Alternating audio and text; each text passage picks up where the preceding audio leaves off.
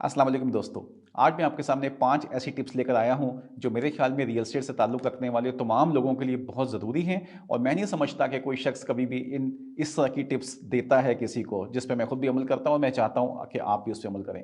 पहली चीज़ ये है कि नेवर एवर फील डिमोटिवेटेड। आपको कभी डिमोटिवेट नहीं होना।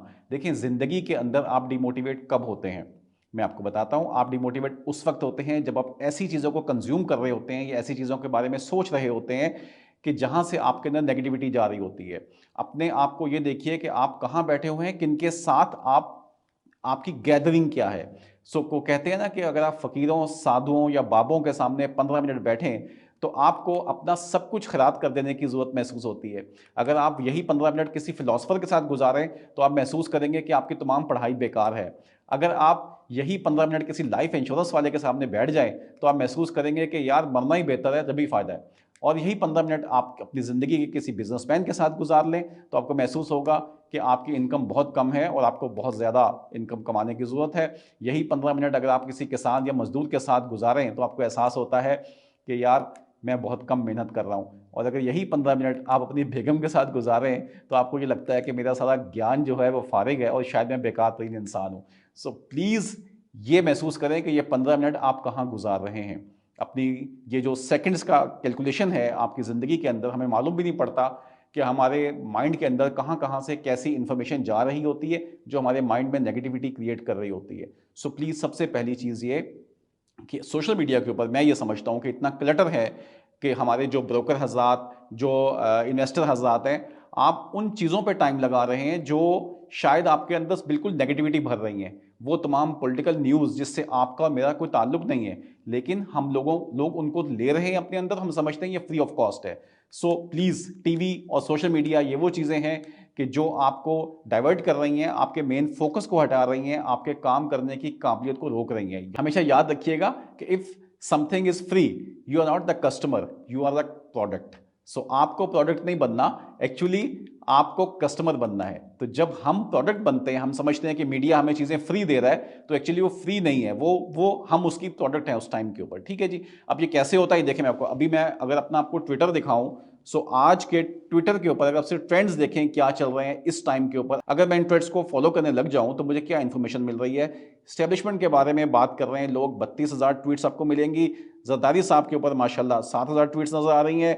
राना सनाउल्लाह साहब के ऊपर ट्वीट्स हैं। ये सब ट्रेंड्स हैं जो ट्विटर के ट्रेंड्स इस टाइम पे चल रहे हैं। पाकिस्तान के अंदर शेम के नाम से ट्रेंड चल रहा है, कोई तकरीबन 1.5 लाख लोगों का।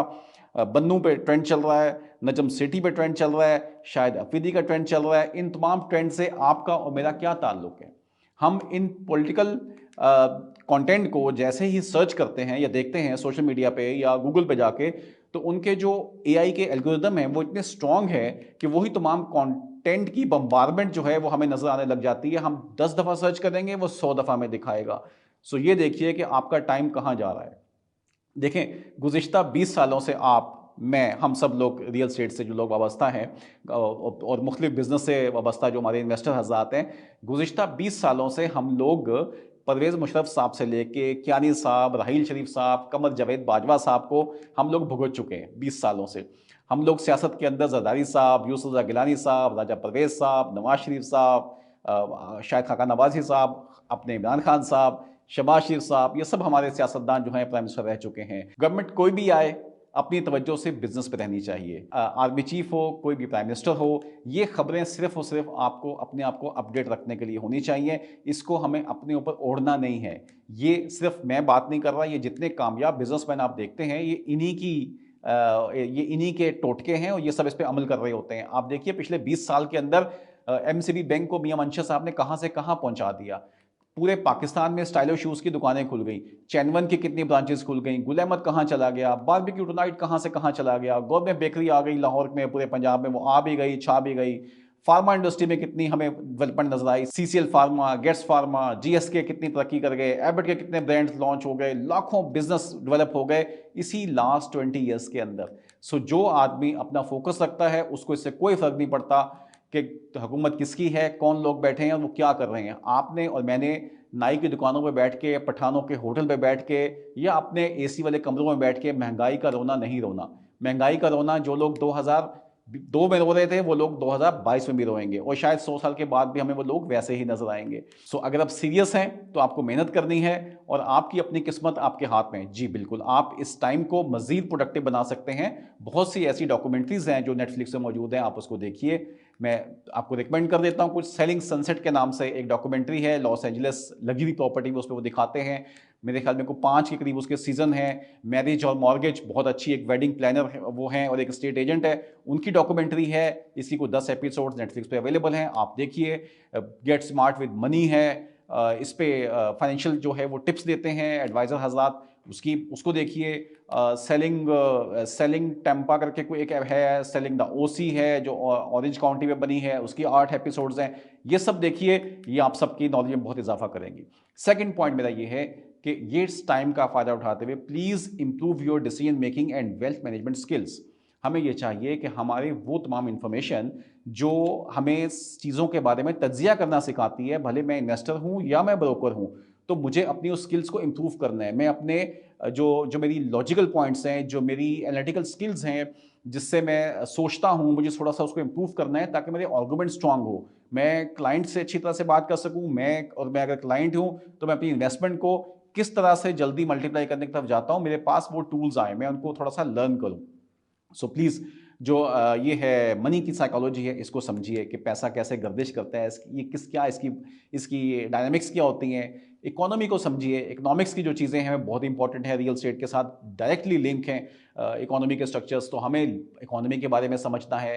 एनालिटिकल अप्रोच अपनी इंप्रूव करें, हमें मालूम हो कि हम किस तरह से एनालिसिस करते हैं किसी चीज़ का, इस पर टाइम दीजिए। थर्ड टिप मेरी ये है कि please improve your industry knowledge. जिस इंडस्ट्री में हम बैठे हुए हैं, जहाँ पे हम काम कर रहे हैं, हम उसके बारे में कितना जानते हैं। हमें सिर्फ ये नहीं, मैं यहाँ पे एक माजरत के साथ मैं ये चीज़ देखता हूँ कि अगर आप बिल्डर हैं या आप इन्वेस्टर हैं या ब्रोकर हैं, आप बहुत लिमिटेड एरिया में चले जाते हैं। आप अगेन वहीं नैरो डाउन करके कि जी मैं जो हूँ वो, अगर मैं बहरिया में काम कर रहा हूँ तो मैं बहरिया से बाहर नहीं निकलूंगा, मैं डीएचए में काम कर रहा हूँ तो मैं डीएचए से बाहर नहीं निकलूंगा, मैं अगर सुरजानी में या स्कीम 33 में काम कर रहा हूँ तो मैं इससे बाहर नहीं निकलूंगा, मैं ग्वादर में काम करूंगा तो मुझे पूरे पाकिस्तान का पता नहीं होगा। देखें, आपके पास इन्फॉर्मेशन सबकी होनी चाहिए, एटलीस्ट बेसिक इन्फॉर्मेशन आपके पास सबकी होनी चाहिए अपनी फील्ड के अंदर। जनरल डॉक्टर आप बनेंगे, उसके बाद आपको जब स्पेशलाइजेशन करनी है, वो आप जाहिर बात है कि आपको दिन रात जिस इंडस्ट्री के अंदर या जिस प्रोजेक्ट में आप इन्वॉल्व होते हैं, उस एरिया की प्राइसिंग के अंदर जो उतार चढ़ाव आते हैं, वहाँ पर जो डेवलपमेंट हो रही होती है, वहाँ के जो अदर जो चैलेंजेस वहाँ पे आ रहे होते हैं, उनसे इंसान को अपडेट रहना होता है। सो वो चीज़ें आपको ऑब्वियसली बहुत ज़्यादा चाहिए होती हैं। रिसर्च करें जितनी कर सकते हैं, कंपैरेटिव वर्क पे थोड़ी तवज्जो दें कि आपको चीज़ों के कंपैरिजन करने आते हों, ना कि आप अगर ब्रोकर भी हैं या आप इन्वेस्टर हैं तो आपको पता हो कि साथ वाले प्रोजेक्ट्स में क्या हो रहा है, यहाँ से 10 किलोमीटर दूर क्या हो रहा है। सो आपके पास ये रिसर्च होनी चाहिए। फिजिकल विजिट्स करने का बहुत अच्छा टाइम है। अगर थोड़ी सी मार्केट इस वक्त आप समझते हैं कि नहीं उतना काम आपको नज़र आ रहा, तो प्लीज़ डू विजिट्स, जाइए, थोड़ा सा एरिया विजिट कीजिए, थोड़ा दूर दराज निकलिए, प्रोजेक्ट्स को देखिए, ये सब की चीज़ें कीजिए। फिर लीगल इन्फॉर्मेशन हम ले सकते हैं, वो हमारे लिए बहुत इंपॉर्टेंट चीज़ है कि हम अपनी लीगल साइड को थोड़ा स्ट्रॉन्ग करें, हमें कॉन्ट्रैक्ट्स बनाने आते हों, हमें मालूम हो कि हम जो भी किसी सोसाइटी के साथ काम कर रहे हैं या हम कहीं इन्वेस्टमेंट करने जा रहे हैं, तो क्या मैं अपनी पेमेंट करते हुए क्या मैं उससे कोई रिसीविंग किस अंदाज से लेता हूँ, उस रिसीविंग की टर्म एंड कंडीशंस क्या होती हैं। अगर मैं ब्रोकर हूँ तो अपने आप को कैसे सिक्योर करता हूँ, मैं अगर बिल्डर हूं तो मैं कैसे सिक्योर करता हूं, मैं अगर क्लाइंट हूं, इन्वेस्टर हूं, तो मैं अपनी इन्वेस्टमेंट को कैसे सिक्योर करता हूं, कैपिटल अमाउंट को, ये सब चीज़ें मुझे देखनी है। फोर्थ पॉइंट मेरा ये है कि आप प्लीज़ अपने हैप्पी हार्मोन्स पे काम करें। सो हैप्पी हार्मोन्स क्या होते हैं? देखिए, 4 हार्मोन्स ऐसे होते हैं, ये हमें साइंस ने बता दिया है, मेडिकल साइंस ने, कि 4 हार्मोन्स जो हमारे इस दिमाग में मौजूद हैं, ये हमें खुश रखते हैं, ये हमें मोटिवेट रखते हैं। वो क्या क्या हैं? वो डोपामाइन है, वो एक्साइटोसिन है, वो सेरोटोनिन है, वो एंडोर्फिन है। ये 4 हैप्पी हार्मोन्स जो हैं, जो आपको डाइट से मिलेंगे, आपको स्लीप से मिलेंगे, आपको एक्सरसाइज से मिलेंगे, आपको सनलाइट से मिलेंगे, आपको सोशलाइजिंग से मिलेंगे। इन हार्मोन्स पे तवज्जो दीजिए इस टाइम के ऊपर। ये आपको ना कि आप टेंशन लेके बैठ जाएं और शुगर लगा के बैठ जाएं और अपनी अपनी अपनी पूरी हेल्थ को आप यहाँ पे डिस्ट्रॉय कर लें। आप इन चीज़ों पर थोड़ी अपनी तवज्जो दीजिए। भले आप क्लाइंट हैं, इन्वेस्टर हैं, कोई मसला नहीं, मार्केट डाउन है, मार्केट वापस से ऊपर जाएगी इंशाल्लाह। इससे अच्छी चीज़ें आपकी हो जाएंगी जैसी अब खड़ी हुई है। और अभी मैं समझता हूँ ये मार्केट डाउन से इस वजह से, जो मैंने स्टार्टिंग में बात की कि र्यूमर्स, हम लोग एक्चुअली र्यूमर्स के बेसिस पे पूरी स्टॉक एक्सचेंजें क्रैश कर जाती हैं, पाकिस्तान में नहीं पूरी दुनिया में क्रैश कर जाती हैं। तो हमारी पूरी जो रियल एस्टेट इंडस्ट्री है वो भी देखा देखी हम चल रहे होते हैं, तो हमें महसूस हो रहा है, तो हमने कहा कि हाँ यार ठीक है, जो इन्वेस्टर है वो भी पिछड़ के बैठ गया और एकदम से मार्केट में माल सेल करने आ गया कि मुझे तो कैश चाहिए, कैश चाहिए, कैश चाहिए। सप्लाई बढ़ गई, डिमांड उतनी रही नहीं पीछे, ऑब्वियसली प्राइसेस उसकी नीचे आ गई। सो ये एक बड़ी इंपॉर्टेंट चीज़ है, इस पर अपना तवज्जो दीजिए, फोकस कीजिए अपना। पांचवा पॉइंट मेरा ये है कि आपके पास टाइम है, आपने जितना भी माजी में काम किया है प्लीज़ उसको रिविजिट करें, अपनी गलतियों को देखिए। आप इन्वेस्टर्स हैं, आपसे बहुत सी मिस्टेक्स हुई होंगी, कोई ऐसी चीज़ें जो आपने गलत ले ली वो क्यों ली, उसका एनालिसिस कीजिए।